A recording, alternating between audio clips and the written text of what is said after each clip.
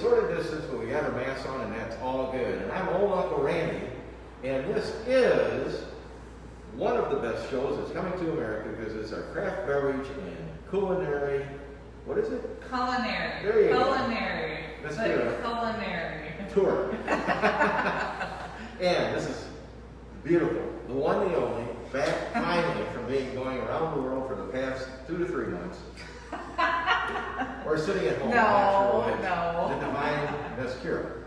Yeah. And today, where are we, Miss Kira? We are at Star Union Spirits. And we're happy to be here because what an operation this is. It's historical on many different levels. And we want to find out. So sitting with us today are 2 of the most unique individuals you want to find out because they put a lot of time and spirit into this. And not only that, they travel, you stay an hour and 40 minutes every day to get here? 90 miles. Yeah. Behind the mask here is Jeff and Bob. Not the radio show. I don't think. You guys didn't have a radio show. No. But we do comedy occasionally. Oh, you really? Awesome. We like that. I was going to say, I have to come down here and hear the comedy. If somebody who's in Florida, they actually said, well, you and Kira got to come down here and do your show. And Kira and I was going to say, What show? what show? Ours is ongoing banter in real life. Yeah, that's great. I like that. That's what it looks like. We actually have a band now, so it's things are growing. But yeah, we're really happy to be here. What a great place. Because today, you're going to see some video as you go forward. Today is a special day because tell us why. What's happening today? Today we actually got our grapes from California, and we get the grapes once a year from California. We also get them in the spring from South America, fresh Cabernet Sauvignon grapes, and we are crushing and de-stemming today. Wow, yeah, it's quite an operation. I'm sure that you're going to take a look at what I took some really cool pictures of that in the back. But how many pounds of grapes do you get in when you get it back? I think it was about 4 tons. Was it really? Yes. And they're all done now? No. We've There's got more in the about a room. ton. We've got about a ton done. Is that right? Yes, and we have another 4 tons in 3 weeks. Where do you get them from? Where do they come from? They're from Lodi, California. Okay. And these are Concord grapes? Or No, these are Cabernet Sauvignon grapes. Cabernet Sauvignon? Wow. Wow. Okay. We find that the brandy has really come along very well with those grapes. And what are the products that you're distilling or working with at your place? Right now we've got Cabernet Sauvignon brandy, we've got cherry brandy, cherries from Michigan, we've got apple brandy, and apples from Michigan as well. We're in the middle of corn country, so we also have whiskey in the barrels. We have vodka as well, made from Illinois corn.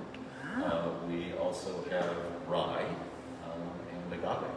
And of course our rum. And rum. Yes. What's the number? Is there a number 1? 3 variations, I think of all. No, I don't. All right. So tell us the history of the building and how did you come about coming here? And, I understand there's a lot of history. With you, Bob, with your, Well, was it your grandpa? I grew up in Peru.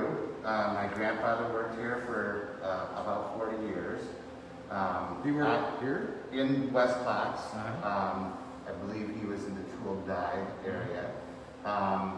He worked here for a long time. They had these famous Christmas parties where they had extended family that came to the Christmas parties, and everyone went home with a great present.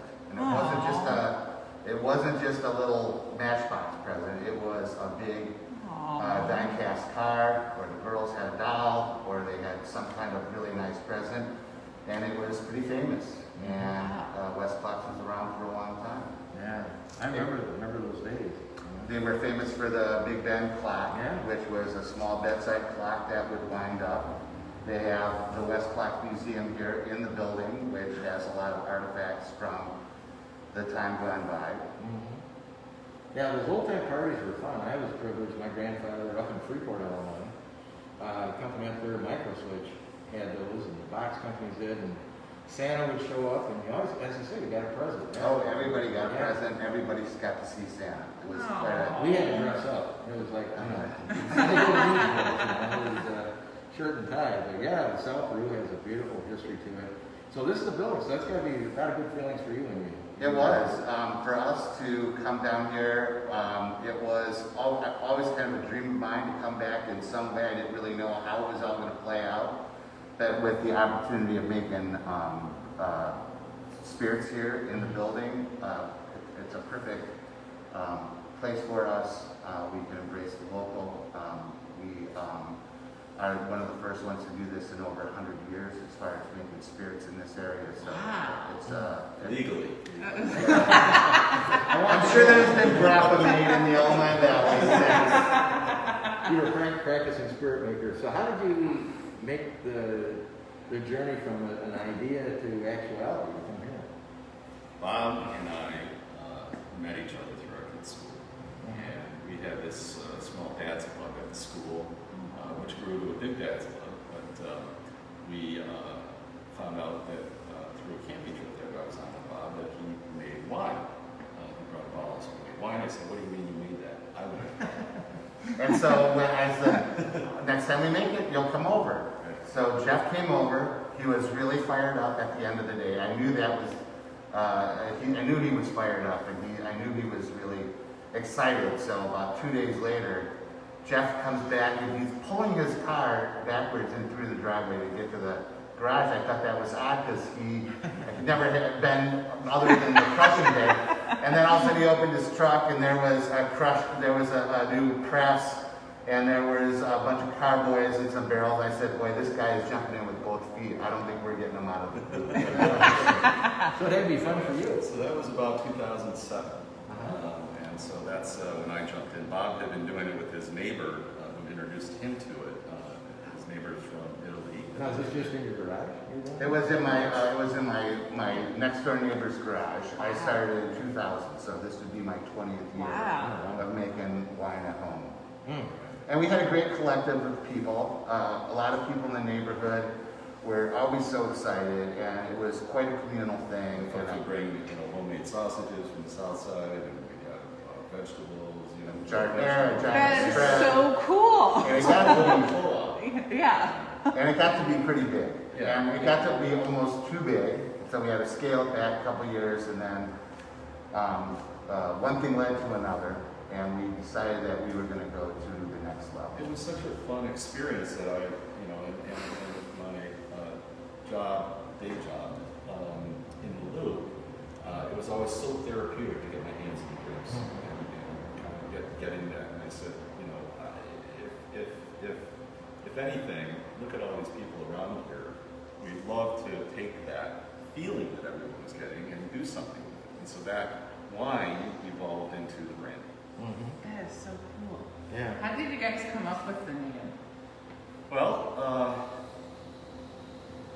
thank you for asking. You're welcome. I'm just really That will be intrigued. part of the mini museum that we have Okay. in the back. I can show it to you. Awesome. Really, it's based on an old brewery that was in Peru, Illinois. Wow.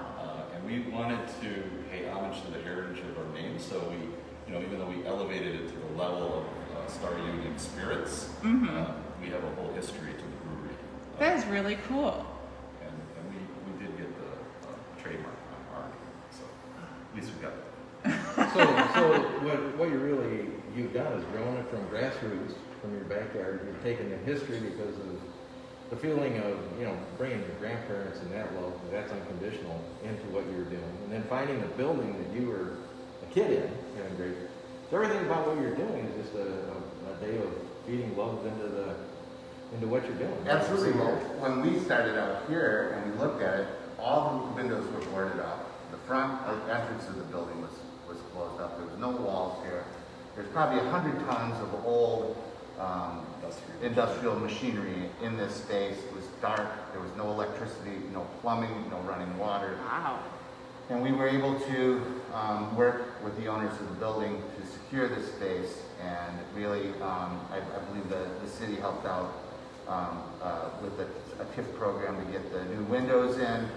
So there was we got some help on those ends, and we were able to work out our vision. And we did have the vision that the operation we have right here is really the vision that Jeff and I discussed when we first saw it. We wanted to have this big open space that was movable and very adaptable. We wanted to have this big window so everyone could see what was happening behind in our production area.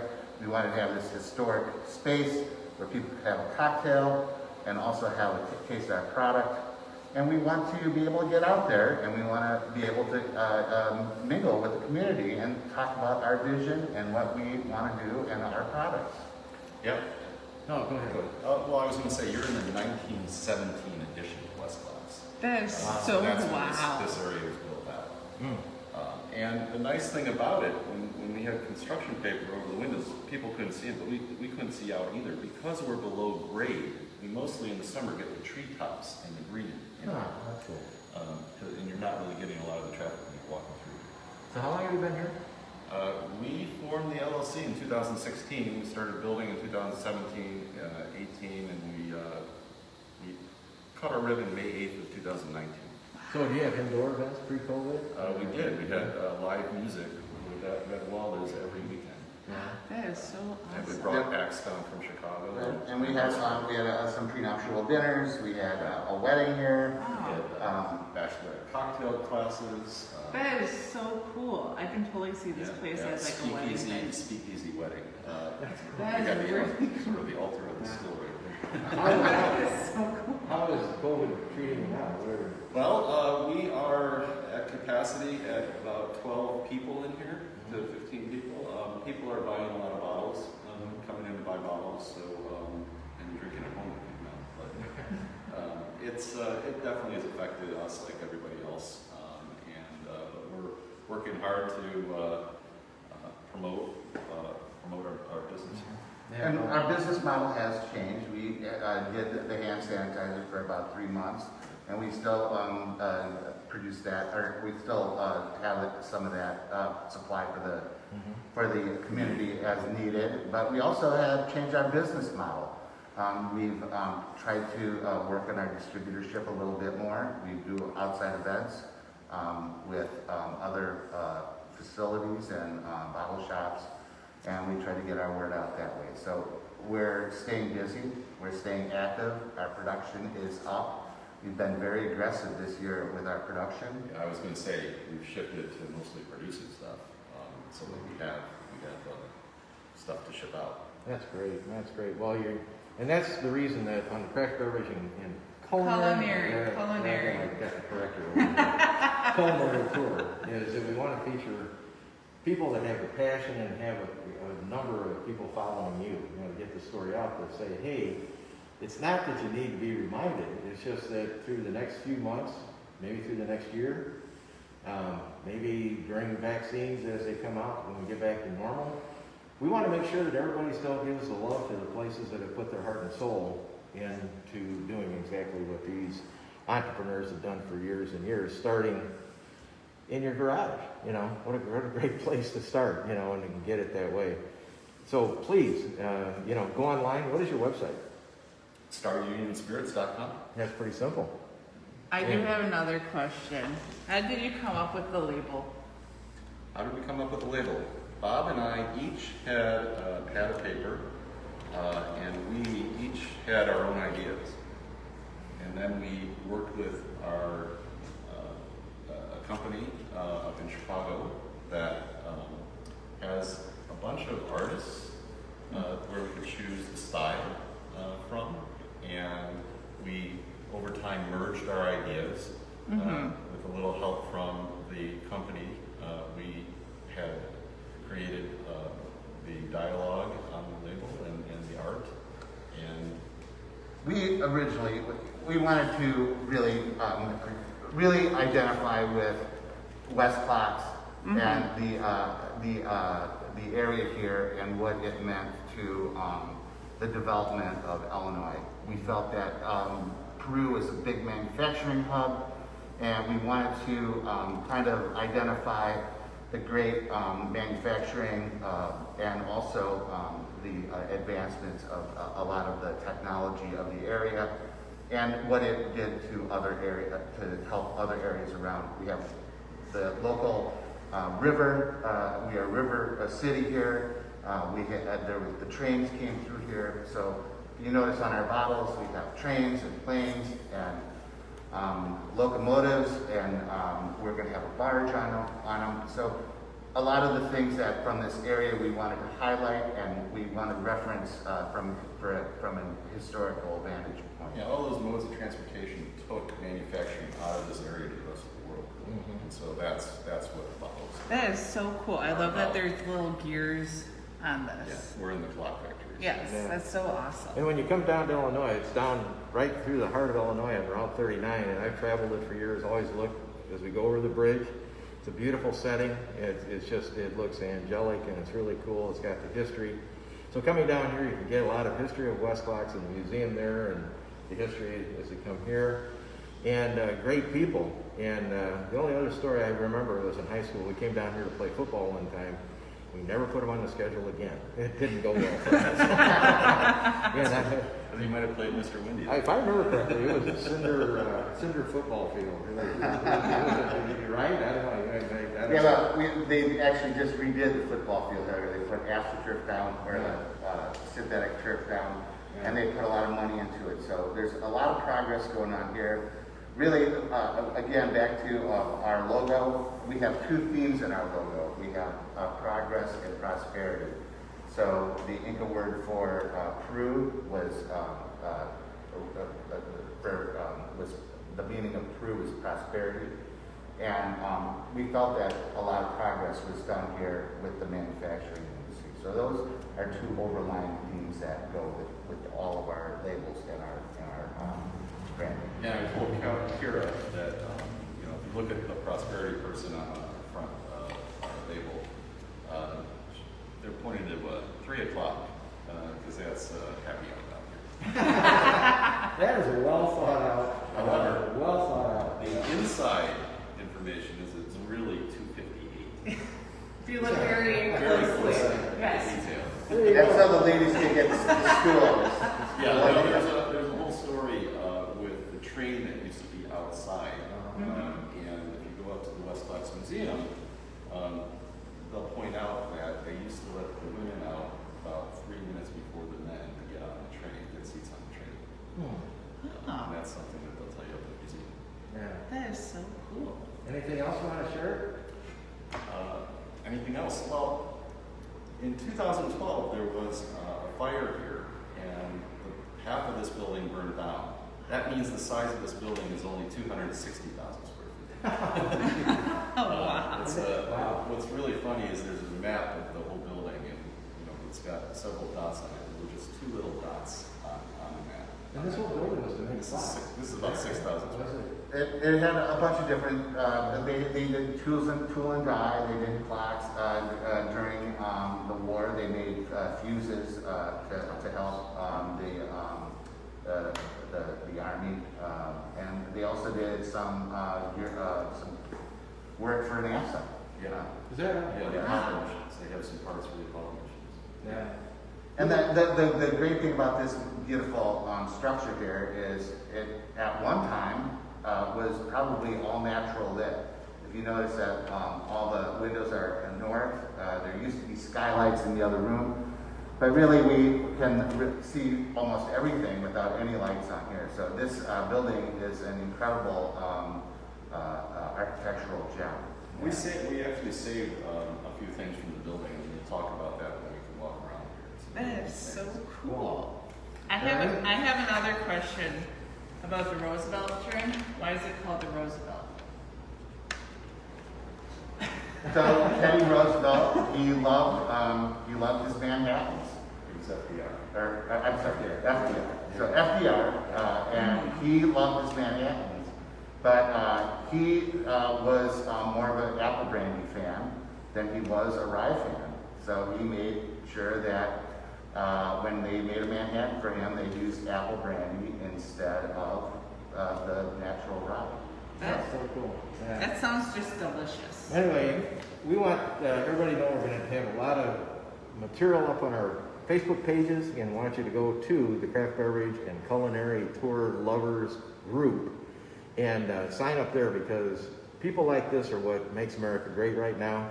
They got the history, the heart, the passion, and not only that, they make good stuff, and that's the best thing. So anyway, we want to thank you for allowing us to stop by. Oh, thank you for coming. Yeah, no. Everyone, please come back. Yeah, no. Anyway, it's Bob and Jeff and Miss Kira. I'm old Uncle Randy, getting older every day, hopefully. Anyway, Rob in the rear view taking our picture, we want to give him a little credit. But anyway, stop back. We're going to be doing a lot of these and watch the growth of this beautiful place down in Peru. Star Union Spirits. Unbelievable history, unbelievable heritage. You're going to have a great day, great time when you come here. Have fun.